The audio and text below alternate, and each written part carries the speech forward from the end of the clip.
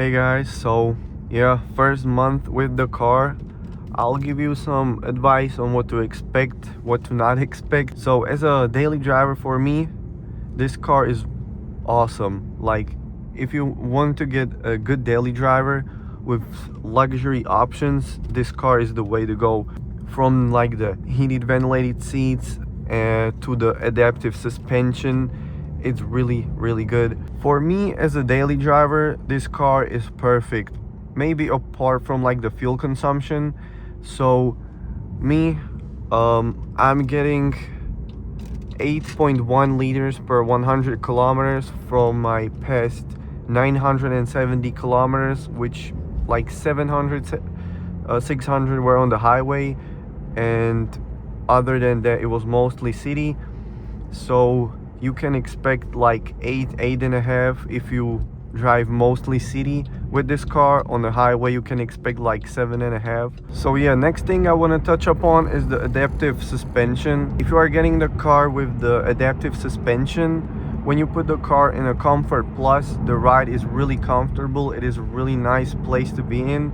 But the negative of this is when you have to replace them, it is like 400 to 500 euros per one shock, which is kind of on the more expensive side. But if you are getting the one without it, the shocks without the adaptive suspension are like around 60 euros, which is much more manageable. If you put it in the Sport or Sport Plus, you can feel like the suspension stiffening. The car gives you a lot more responsiveness. Even the steering wheel, you can feel it gets a little heavier. Next, the heated seats and ventilated seats are, I would say, a must for me. And one huge plus, I would say, when you get the heated seats, when you go into settings, climate, and front seat heating, you can actually adjust the driver and passenger seat, and adjust where do you want the most heat to come, either when you are sitting at or to your back, which is kind of cool. And the heated steering wheel, note that there is only one setting for this. It's either on and off. There is no like on the heated seats like 3 to 1. You can only have it on or off, but it is still enough for your hands to get warm. Next thing, the comfort seats. I do not have the sport ones. I have these. I hope y'all can see a little bit. These ones, you can basically adjust anything. If you get the comfort package on these, or the ones with the package option on, you can adjust the lumbar support, the side bolsters, then your just usual stuff, up and down, back and forth, whatever.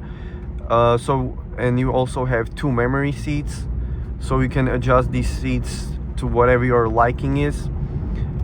They are very comfortable, even on like a longer rides. I also have the active seats. Note that they are not massaging seats, they are only active seats, BMW calls it. You can imagine it basically like 2 balloons under you, and they are just inflating and deflating. It's mostly just for your hips, so that they stay moving when you are longer on the road. It is not that useful. If you are thinking if you should get this option, I would advise not to get it. It's not do or die option. Also not do or die option, I would say, is the rear seat heating and AC control, but this is mostly personal option. If you have this car for like family use and stuff like that, when you will have people in the back seats.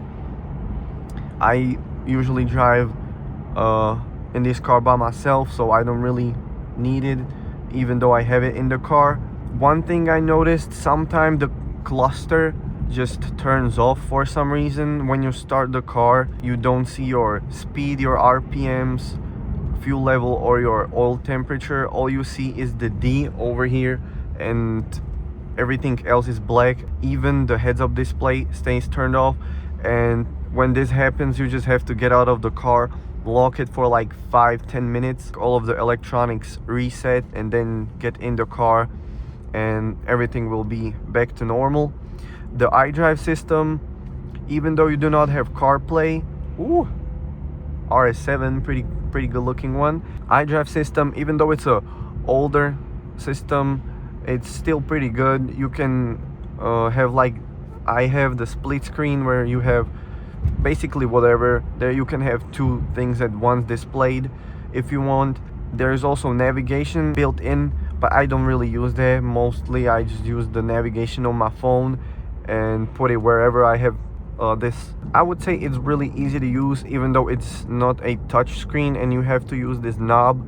But when you get used to these buttons, the preset buttons for like media, radio, menu and stuff like that, is really intuitive and really easy to use. Another thing, as a daily driver, you have a lot of space in the front and even in the back seats. Even though the back seats you look pretty cramped and not all that spacious, me as a 180 centimeters tall, I can sit there pretty comfortably.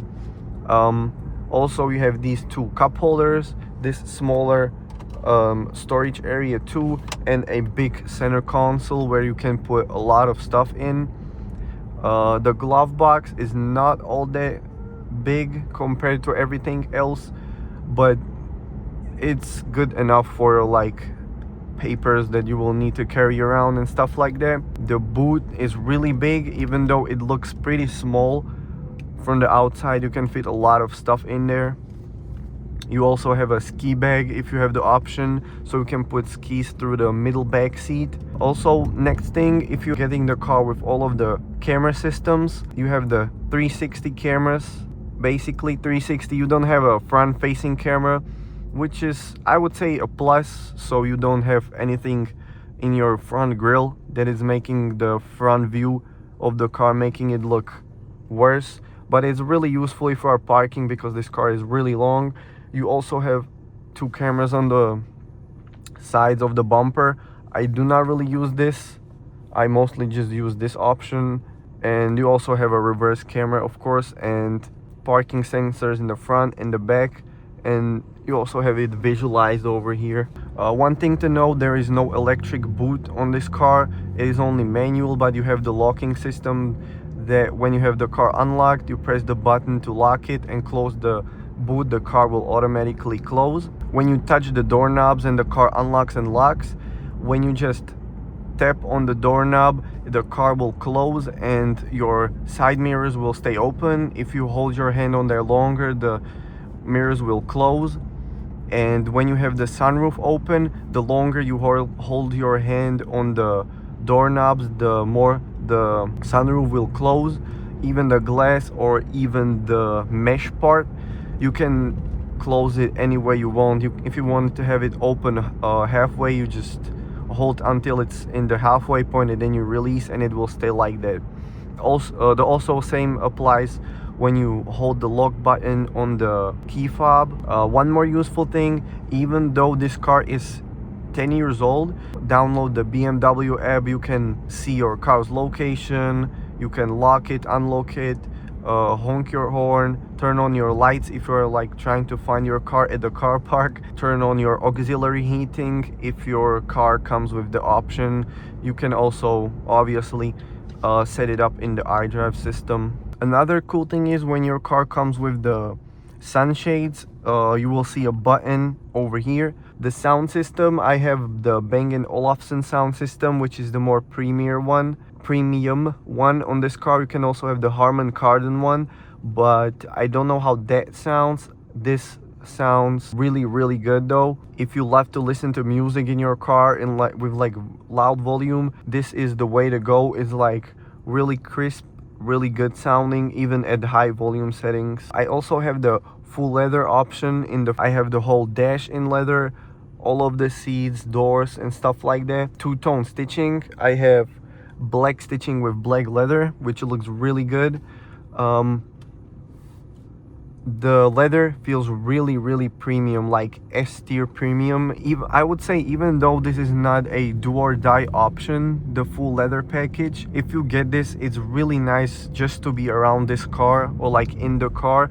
When you have the whole car in leather, it is really pretty to look at because the leather looks very premium. This car is 10 years old, as I mentioned, and the leather still looks very, very good. You cannot really see any major signs of use on the seats, only a little bit on the steering wheel, but it is really nice to be around. Also, I have the M Sport steering wheel, which I would highly recommend compared to the non-M1, I guess you can say, or like the older one. This one feels really nice to hold. It feels a little cushion. It feels really nice to hold.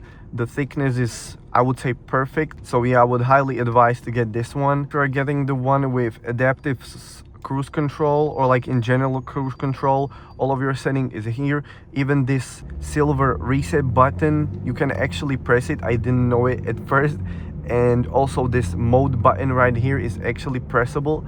It does not really look pressable if you don't know your way around these cars. Also, one thing to note, if you are driving in the night and it's dark, be ready for people to be flashing their high beams at you, because this car, when you have the lights on automatic, so many cars are like flashing their high beams at me because they think I have mine on and I do not. So be aware of that. You do not have the adaptive headlights, you only have the automatic turning off ones, but it's still kind of useful. If you turn it off, it's pretty good.